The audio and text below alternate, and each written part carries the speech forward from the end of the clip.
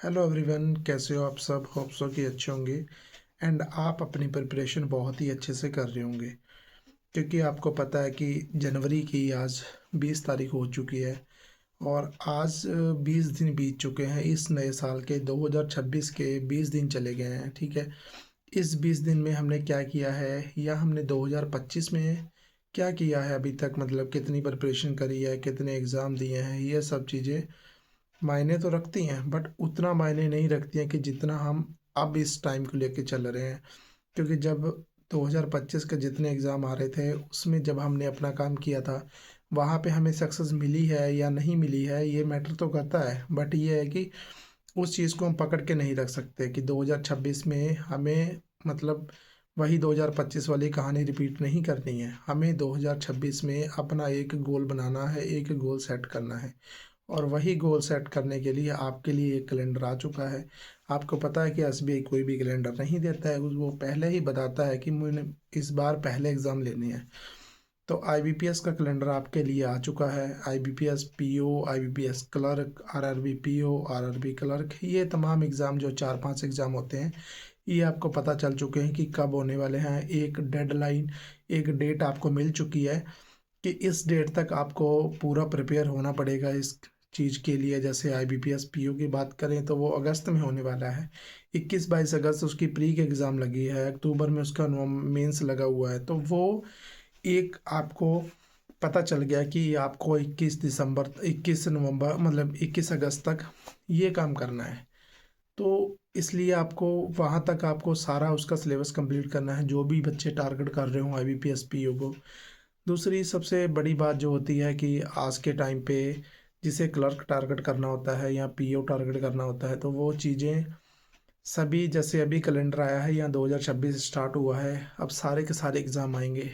तो अभी से बहुत सारे स्टूडेंट, चाहे वो बिगिनर कह लो या रिपीटर, तो गलती कम ही करता है, बट जो बिगिनर होता है वो यही कहता है, यही सोचने लग जाता है कि मुझे सिर्फ़ और सिर्फ़ या तो एसबीआई क्लर्क निकालना है या मुझे आईबीपीएस क्लर्क निकालना है, या जिनकी इंग्लिश कमज़ोर है या और चीज़ें भी कमज़ोर है, वो सोचने लग जाता है कि मुझे आरआरबी क्लर्क निकालना है। अब आप सोच पा रहे हो कि आरआरबी क्लर्क इस बार कहाँ जाके है, नवंबर या दिसंबर में आरआरबी क्लर्क का पेपर होने वाला है। तो अभी से अगर हम प्रिपरेशन के लिए करेंगे तो हम उतने तेज़ी से प्रिपरेशन के लिए नहीं रह पाएंगे, उतना तेज़ी से हम प्रिपरेशन नहीं कर पाएंगे।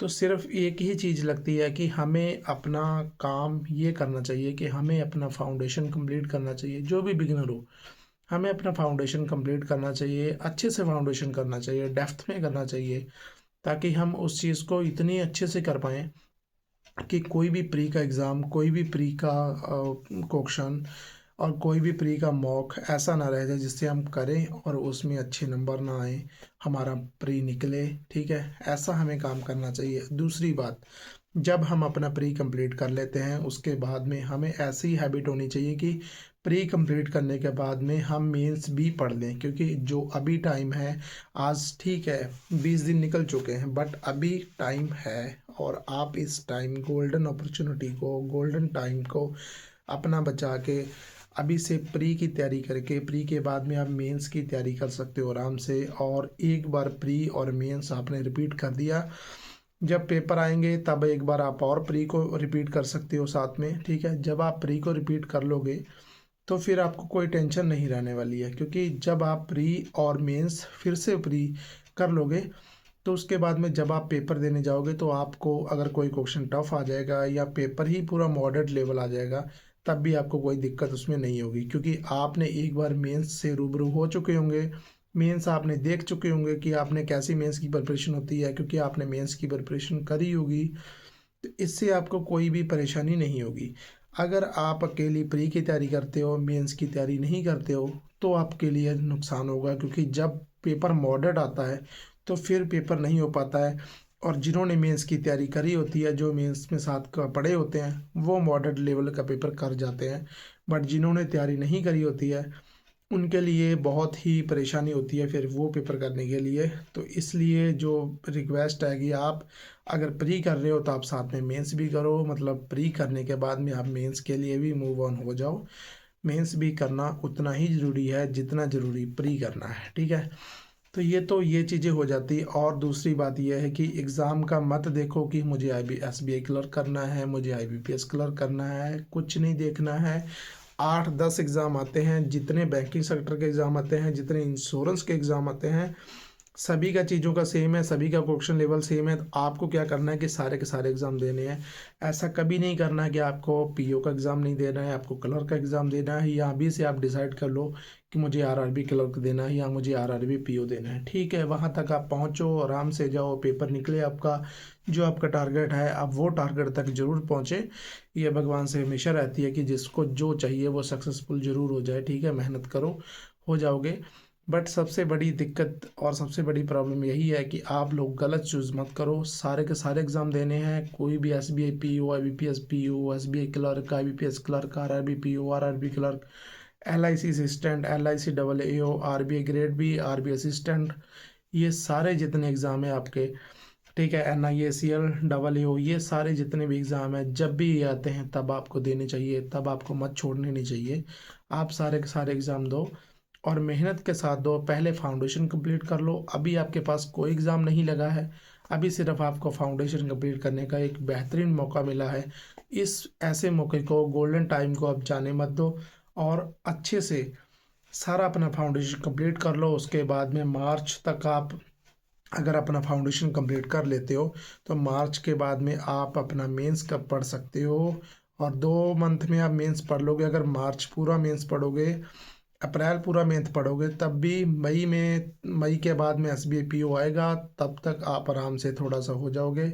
मई मई भी आप 15 मई तक मेंस पढ़ सकते हो। उसके बाद में आप प्री पढ़ोगे और फिर आप एसबीआई पीओ का एग्ज़ाम दे आओगे, पता चल जाएगा। अभी डिसाइड नहीं है कि एसबीआई पीओ कब होने वाला है, बट जो भी डिसाइड है वो यही डिसाइड है कि आईबीपीएस पीओ 21 अगस्त को होने वाला है। उसके लिए हम प्रिपेयर पूरा रहें। एसबीआई पीओ पहले भी हो सकता है, जब मर्जी करा सकते हैं, जब मर्जी करा लें। दूसरी बात बड़ी ये है कि जब हमारे फाउंडेशन कंप्लीट होगा, मेंस का सिलेबस कंप्लीट होगा, हम मॉक लगा रहे होंगे, सेक्शनल मॉक लगा रहे होंगे, क्विजेज लगा रहे होंगे, ये सब चीज़ें जब हम लगा रहे होंगे तो हमें किसी भी प्रकार की कोई भी टेंशन नहीं होने वाली है। क्योंकि जब हम सब चीज़ें लगा रहे होंगे तो फिर हमें कोई होगा ही नहीं, हम सब चीज़ से रूबरू होंगे। हमें पता होगा कि हमें कहाँ पे प्रॉब्लम आ रही है, हमें कहाँ पे स्पीड नहीं आ रही है, हमें कहाँ पे मॉक में दिक्कत हो रही है। हम उस चीज़ को सुधार सकते हैं क्योंकि हमारे पास उतना टाइम होगा, और अगर हमारे पास टाइम नहीं होगा तो हम उस चीज़ को नहीं सुधार सकते। तो इसलिए होता है कि आप पहले आराम से प्री का काम कर लो, प्री के बाद में मेंस कर लो, मेंस के बाद में आप आराम से चीज़ें और कर सकते हो, ताकि आपके पास टाइम भी बचे, ताकि आपके पास और भी चीज़ें हो सके कि आप अपना सारा का सारा सिलेबस भी कंप्लीट कर लो, सारे के सारे मॉक भी लगा लो और खुद से प्रैक्टिस कर लो, सेल्फ वाली टाइमर लगा के प्रैक्टिस कर लो, ताकि आपको कोई प्रॉब्लम ना आए। तो सबसे बड़ा सल्यूशन, सबसे बड़ी चीज़ें जो है वो यही है कि आप ऐसा कर सकते हो कि अच्छे से सारा फाउंडेशन कंप्लीट कर लो, सारा मेंस कंप्लीट कर लो, सेक्शन मॉक लगा लो, फुल मॉक लगा लो, क्विज़ेस लगा लो, सेल्फ प्रैक्टिस कर लो, जितनी कर सकते हो उतनी सेल्फ प्रैक्टिस कर लो।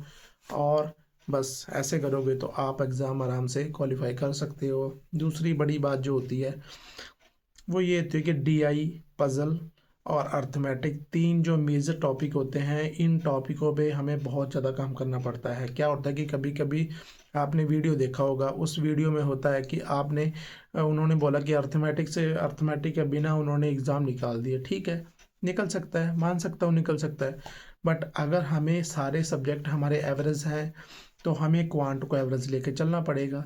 अगर हमारी इंग्लिश बहुत अच्छी है, रीजनिंग भी अच्छी है, तो हम अगर क्वांट में थोड़ा कम भी कर देंगे तब भी कोई दिक्कत नहीं है।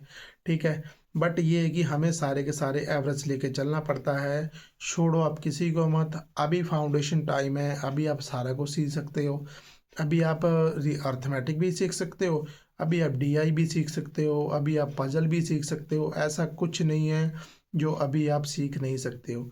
तो इसीलिए आप कुछ भी टेंशन मत लो, कुछ भी मत सोचो, किसी की मत सोचो, क्योंकि जो बिगिनर स्टूडेंट होते हैं वो बहुत ही ज़्यादा परेशान हो जाते हैं कि मुझे इतनी ये बुक लेनी चाहिए, मुझे ये करना चाहिए, मैं अभी से मॉक लगाने लग जाऊँ क्या? मेरी स्पीड नहीं आ रही है, अभी 4 दिन प्रिपरेशन को नहीं होते हैं तो स्पीड के लिए रोने लग जाते हैं। तो बिगिनर सबसे ज़्यादा जो प्रॉब्लम में क्रिएट हो रही है, वो यही प्रॉब्लम हो रही है कि मेरी स्पीड नहीं आ रही है, मेरा ये नहीं है, मेरा वो नहीं है। तो स्पीड को मत देखो, एक बार में फाउंडेशन कंप्लीट करो पहले, प्रैक्टिस सेल्फ करो, सेल्फ प्रैक्टिस करोगे अच्छे से। खुद से प्रैक्टिस का मतलब ये होता है कि आपके पास कोई पीडीएफ है, कोई गूगल से आपने क्वेश्चन ले लिए हैं, वहाँ से आप प्रैक्टिस करो। ना कि आप क्लास देखे जा रहे हो, क्लास देखे जा रहे हो, लेक्चर लगाए जा रहे हो, लेक्चर लगाए जा रहे हो, उससे कुछ नहीं होने वाला है। लेक्चर से चीज़ें समझ में आती हैं, बट समझ तभी तक आती जब तक लेक्चर चल रहा है। जब लेक्चर के बाहर निकलोगे, किताब पकड़ोगे, तो क्वेश्चन जल्दी नहीं बनेंगे। और अगर आपने क्वेश्चन किताब से बनाने स्टार्ट कर दिए, किताब से क्वेश्चन सारे बन गए, उसके बाद में आप एग्ज़ाम में भी बना लोगे क्वेश्चन, वरना आप एग्ज़ाम में भी क्वेश्चन नहीं बना पाओगे। दूसरी बात यह है कि 10th 12th या ग्रेजुएशन का काम नहीं है, कंपटीशन है। कंपटीशन आज से पढ़ के, जो अभी से पढ़ना स्टार्ट कर देगा, वही जाके 2026 में भी सक्सेसफुल हो पाएगा। अगर आप थोड़ा बहुत भी भटकते हो तो काम खराब हो जाएगा। तो इसीलिए ना तो भटकना है ना कुछ करना है, क्योंकि 2024 में, 2025 में जो भी हमने किया हो, जो रिपीटर हैं, ठीक है, वो चीज़ें हमें नहीं पता लगती हैं, क्योंकि टाइम का पता नहीं चलता कि कब जा रहा है, कब कैसे क्या हो पा रहा है।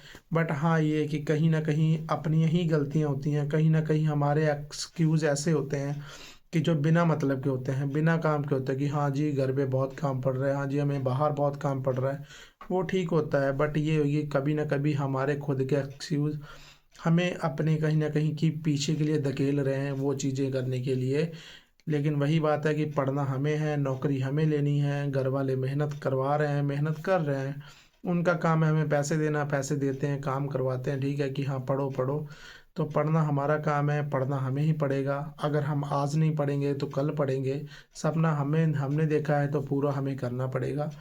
तो इसलिए उस चीज़ को मत सोचो कि कैसे क्या है। और दूसरी बात यह है कि सबसे ज़्यादा ये होता है कि हाँ अभी नौकरी नहीं लग रही है, ऐसा नहीं है, नौकरियां बहुत लग रही हैं।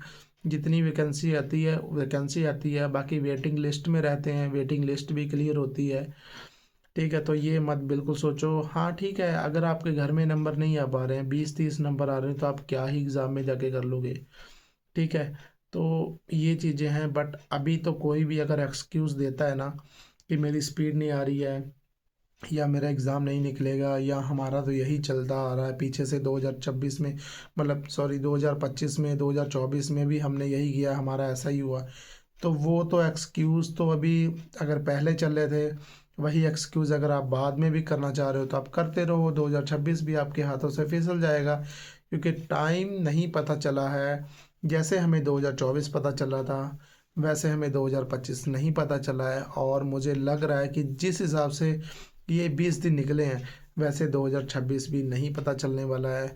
तो इस जल्दी से काम करना स्टार्ट करना पड़ेगा। आप दूसरी बात यह है कि कभी मत देखो, कभी मत टाइम देखो, कभी मत सोचो कि हमें कब प्रिपरेशन करना है। बहुत सारे बच्चे ये सोचते हैं कि मैं सुबह उठ के 4 बजे से करूँगा या करूँगी, 5 बजे से करेंगे, या दोपहर से करेंगे, या आज रात में प्रिपरेशन कर देनी है, ठीक है। ऐसा कुछ नहीं होता है। आप जब प्रिपरेशन करने बैठ जाओ, जब आपके पास टाइम हो। अगर आपने दिन भर प्रिपरेशन नहीं कर पाई तो आप रात भर कर लो, रात जाके कर लो, क्या है, कुछ नहीं हो जाएगा। एक दिन की नींद खराब हो जाएगी, क्या हो जाएगा, कुछ नहीं हो जाएगा। अगर आपको लग रहा है कि आपको रात में इतनी ज़्यादा नींद आती है कि आप पढ़ ही नहीं पाते हो, तो फिर आप दिन में कर लो। भाई टाइम तो निकालना पड़ेगा, टाइम निकालने का हमारा काम होता है, हमें कैसे टाइम निकालना है वो हमारे ऊपर होता है। तो आपको ये नहीं सोचना है कि हमें कैसे टाइम क्या करना है, सिर्फ पढ़ना है। आप इतना सोचो कि मैंने एक टू डू लिस्ट बनाई है, अपनी टू डू लिस्ट बनाई है, इस टू डू लिस्ट पे मुझे काम करना है, मुझे इसको पूरी करनी है। मतलब मुझे 80% 90% इसको लेके चलना है। अगर हो सकती है तो मुझे 100% भी लेके चलना है, ठीक है। अगर नहीं हो पा रही है तो कोई बात नहीं है, बट मुझे लेके चलना है कि 100% ही लेके चलना है। अगर वो 90 हो रही है तो कोई दिक्कत नहीं है, वो उतना भी मेरा चल जाएगा, बट मुझे उसको कंप्लीट करना है। उसके लिए टाइम क्या नो है, टाइम नहीं है। टाइम आपको देखना नहीं है कि कब आप क्या कर रहे हो। अगर आपके पास रात को टाइम है तो रात को पढ़ लो, दोपहर में, शाम में, सुबह में जैसे भी आपके पास टाइम है, जैसे भी आपका मन हो कि आप इस टाइम पे ज़्यादा कंफर्टेबल हो, मतलब पढ़ना है सिर्फ, कुल मिला के बात इतनी होती है कि आपको काम अपने पे करना है। ऐसे आप डेली डेली काम करोगे, सारे सब्जेक्ट कवर कर लोगे, क्वांट भी कवर कर लोगे, रीजनिंग भी कवर कर लोगे, इंग्लिश भी कर लोगे, जीके जीएस भी कर लोगे। जितनी चीज़ें आप सारी कवर कर लोगे ना, तो आपको एक बहुत ज़्यादा फ़ायदा मिलेगा उसका, कि हाँ आपने ये चीज़ें कवर कर ली हैं, और आपको एक अलग ही मोटिवेशन मिलेगा कि आपको किसी का देने के मोटिवेशन की ज़रूरत ही नहीं है। अगर आप अपनी टू डू लिस्ट कंप्लीट करते हो, तो दूसरे दिन के लिए आप स्वयं तैयार हो जाते हो, सेल्फ में तैयार होते हो कि हाँ मुझे आज जो है, आज मैंने 8 घंटे करी है, तो कल को मुझे फिर से 8 करनी है। ठीक है, कंसिस्टेंसी ब्रेक होने का पता है नहीं चलता है, क्योंकि कभी कभी क्या होता है कि हम एक वीक पूरा पढ़ रहे हैं अच्छे से, उसके बाद में फिर से हमारी कंसिस्टेंसी ब्रेक हो रही है। ये सबसे सबसे ज़्यादा होता है, हर किसी को ये होता है कि मुझे कोई ना कोई ऐसा चाहिए कि जो मुझे डांट दे, जो मुझे कह दे। भाई वो टाइम चला गया है, पहले मम्मी पापा सब लोग बोलते थे कि पढ़ लो, ये कर लो, वो कर लो, बट अब कोई नहीं बोलता है, क्योंकि सबको होता है कि हाँ बच्चे पढ़ रहे हैं। हो सकता है कि बच्चा ना पा रहा हो, ज़्यादा ना उसका मन लग पा रहा हो, फिर भी फैमिली को होता है कि ठीक है बच्चे पढ़ रहे हैं। अब वो नहीं बोलते हैं उतना ज़्यादा, तो सबको एक प्रेशर सा लगता है ज़िंदगी से। ओवर थिंकिंग होती रहती है कि होगा कि नहीं होगा, कभी अर्थमेटिक नहीं समझ आती है, कभी इंग्लिश में कुछ नहीं बनता है, और कभी कभी तो इतना ज़्यादा पढ़ने के बाद में जब हम कभी सेक्शनल मॉक देते हैं या मॉक देते हैं, तब हम सोचते हैं कि हमें क्या हो रहा है ये, कि हमें नंबर नहीं आ पा रहे हैं, हम क्वेश्चन नहीं बना पा रहे हैं, हमारी कहाँ गलती रह रही है। वही हाल हमारा 2024 में हो रहा था, वही 2025 में हो रहा है, वही 2026 में हो रहा है। बट बिलीव और कॉन्फिडेंस के साथ, ओवर कॉन्फिडेंस नहीं, बिल्कुल मोटिवेशन वाला कॉन्फिडेंस होना चाहिए कि हाँ ठीक है मैं कर लूँगा, मैं कर लूँगी, क्योंकि मेरे पास चीज़ें हैं, माइंड है, टाइम है, मैं कर लूँगी, मैं प्रिपरेशन अच्छे से करूँगी, तो मैं कर सकता हूँ। ये चीज़ें अगर हम सोच पाते हैं, अगर हम सोचेंगे अच्छे से, तो हम चीज़ें कर सकते हैं।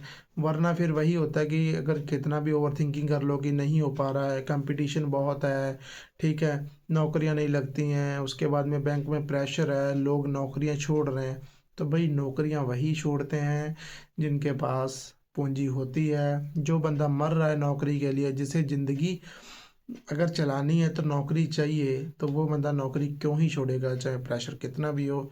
और दूसरी बात, सबसे बड़ी बात यह है कि इतनी ज़्यादा सैलरी अगर आपको मिल रही है, हाई पे हो रहा है, इतना ज़्यादा पे हो रहा है, तो आपको क्यों ना काम लिया जाएगा। आखिर आपसे मजदूरी तो करवा नहीं रहे, वो काम तो करवा करे बैंक का ही ना, तो आपको काम करना पड़ेगा। ऐसा कुछ नहीं होता है, ये मिथ निकाल दो, ठीक है। और अच्छे से प्रिपरेशन करना, खुद का स्टार्ट करो, सेल्फ प्रिपरेशन बहुत अच्छी होती है, और अच्छे से मॉक लगाओ ताकि चीज़ें बन पाएँ।